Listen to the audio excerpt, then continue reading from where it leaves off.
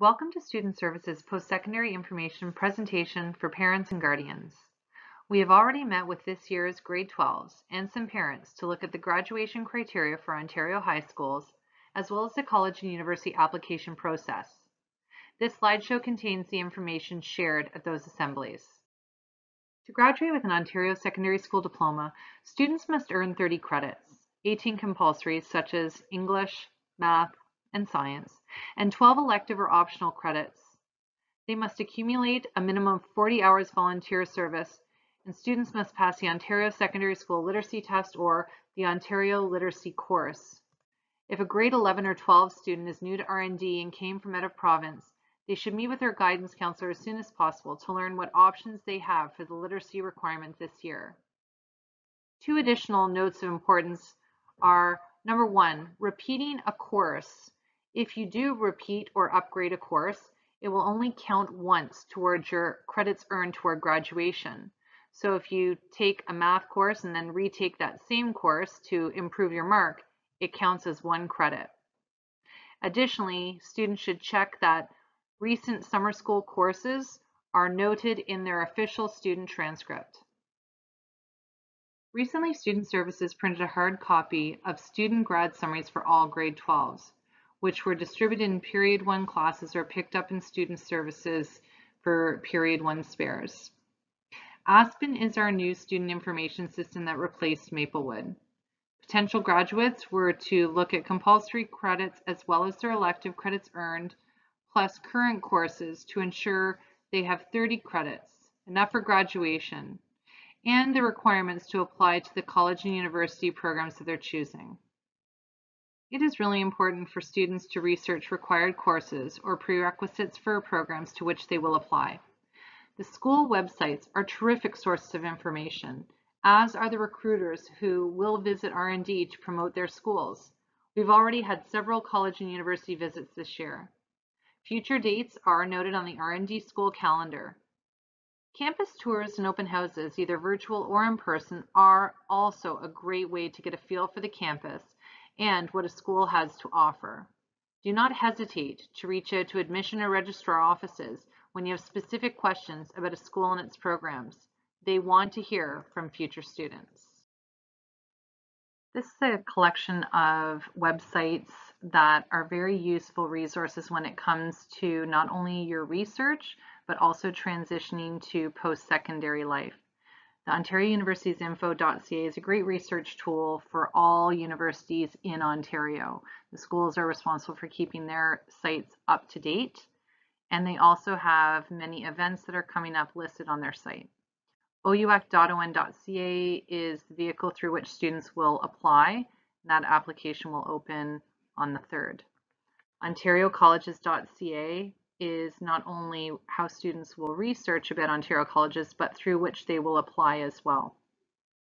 myblueprint.ca, students are familiar with this through their careers classes as well as course selection process at R&D. It is a great tool for searching outside of Ontario for post-secondary. transitionresourceguide.ca is useful if you are a student who has an IEP and wants to know what's next when it comes to accommodations at post-secondary. Student Services or R&D Guidance has a page in the Virtual Commons. Your student will see this in their D2L courses. If they do not, they should reach out to their guidance counselor immediately. We will post important announcements about colleges and universities, deadlines for awards we will vet through our school, and things to just be considering as they move through this school year. This is a screenshot of the Ontario Colleges website. You can see there is quite a bit that a student can do on this one page through applying as well as viewing the different colleges as well as the programs, all of which are alphabetized for all of the schools. The cost for the application is $110 for 5 choices. No more than 3 of those programs or choices can be from any one school. It's the same if you apply to one school, it's 110. So we always say you may as well apply to 5. The application opens up officially on October 1st, so shortly, And deadline for equal consideration is February 1st, which means if you want to be considered for competitive programs, but we also encourage students to apply as soon as they are ready to ensure they are not disappointed by being too late. This is the OUAC webpage, and students who are in our building, so whether they've already graduated and will be applying, or if they are in their graduating year and will be applying, they will use the undergrad or 101 application. The cost for this application is $150 for 3 programs. After that, students will pay $50 for any choice above the first 3. The application opens on October 3rd, and in order to do so, students will require a personal identification number, and those PINs are already ready to be picked up in student services. We just ask that students have a form signed by their parents or guardians to do so if they are not 18 years of age. The application deadline for OUAC is January 12th. However, we encourage students to have this done by Christmas break. It's really important to note that all universities in Ontario require that students have 6 grade 12 university or mixed level classes in order to be eligible for their programs. Within those 6, schools will also delineate prerequisites or required courses. In some cases, the only required course is ENG4U or grade 12 English. However, many other schools will have 4 or 5 prerequisites. There are degree programs at colleges now. Some of those schools are affiliated with universities, and some actually are able to confer the degree from their institution. Those schools will also require that students have grade 12 university or mixed level classes, just like you would if you were applying to any other university program in order to be eligible. Colleges and universities have competitive programs, and I mentioned that early equal consideration date for colleges. We want students to always be aware of deadlines and to get themselves kind of in queue if they are especially concerned for a program at a college. And most colleges treat your university and college level marks equally, which means there's no point differential. You don't earn extra points for having gone through the university stream over a college stream. So you can accept an offer, then change your mind. We actually encourage students not to decline an offer until, if ever. They'll just disappear when they expire. So it's what is important is that the acceptance at the end of the day, because things do change, and they may all of a sudden regret having declined something, because it will go away once it's declined and it will be offered to someone else. Colleges and universities can take back those offers if a student does not meet conditions, which will be delineated with the offer. So students need to make sure that they maintain a particular average if that's necessary, or I mean, obviously that the first condition is that they graduate from high school. Financial responsibility. So down payments or deposits can be expected in spring, and parents need to be aware of that, and those will be to hold spots in programs, which is confirming that they are coming, as well as you could have deposits for residents and other things that will come up. They can be pricey, for example, around $500 for a residence deposit, and often the access to OSAP funds, even if a student has been approved to receive monies, will not happen until the school year begins. So it's just appropriate for people to be prepared for what is coming in the spring. It is vital that students begin checking their email on a daily basis if they are not already in the habit. And we have encouraged them to use an email that they are likely to check, and if that's not their board email, that is fine. A personal email is very much appropriate. Confirmation of their application will be through email, as well as requests for additional documentation, payments, etc. will be through email. And those deadlines you don't want to miss those. You want to make sure things are not being sent to their junk folders or clutter. and that they are seeing everything that the schools might be sending.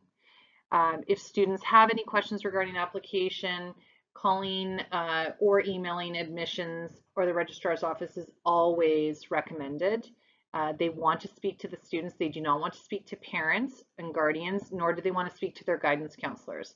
And we really have little jurisdiction, if any, in terms of a student's application to another institution. Students may want to add a guardian or a parent to their application as a user, so that if there was an event where they were needing a parent to call on their behalf, that the schools will actually speak with them.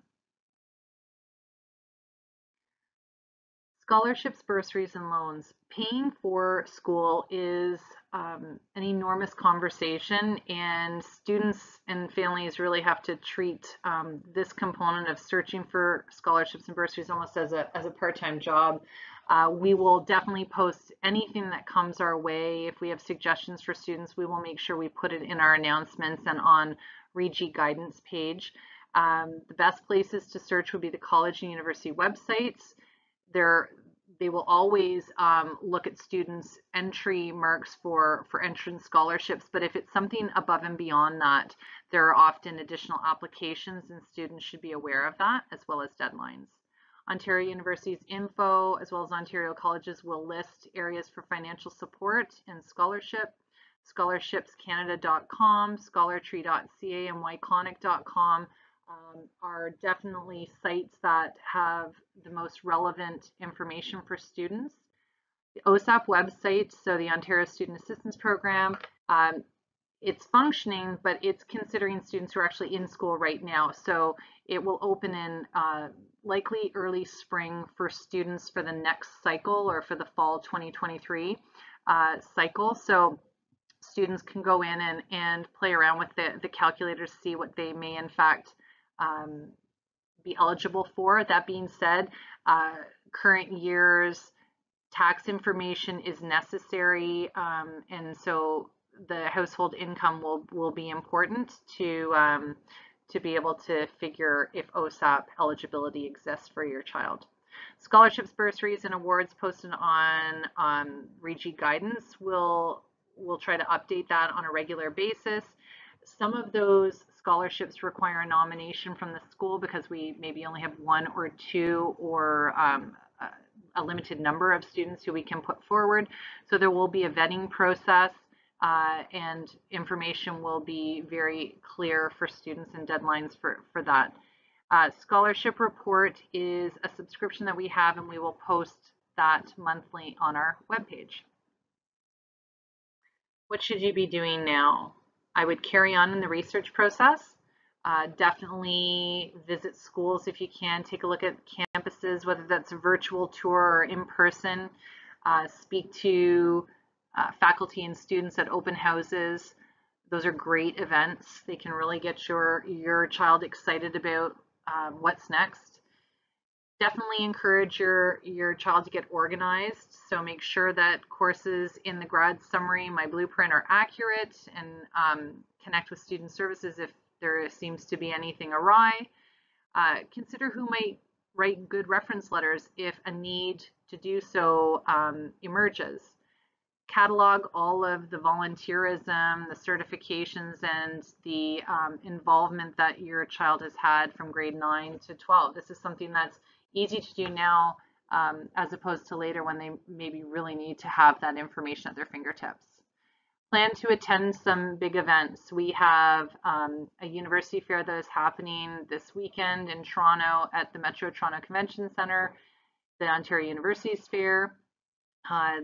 This is a smaller version, and most of these schools are going to be present. Will happen on Tuesday, October 11th from 5 to 9 at the Queen's Athletic and Recreation Center. So it's nice, it's local, so if people can visit, that would be great. The Ontario Colleges has College Mondays, where it's virtual events where the different schools are highlighted, and people can join in and become familiar with our great colleges and everything they have to offer. We appreciate you taking the time to view this presentation. If your children have any questions, do encourage them to connect with their guidance counselor. If you have additional questions for us, feel free to call Student Services and be directed to the appropriate person. Get excited about this process. We're excited for your children and are here to support them along the way.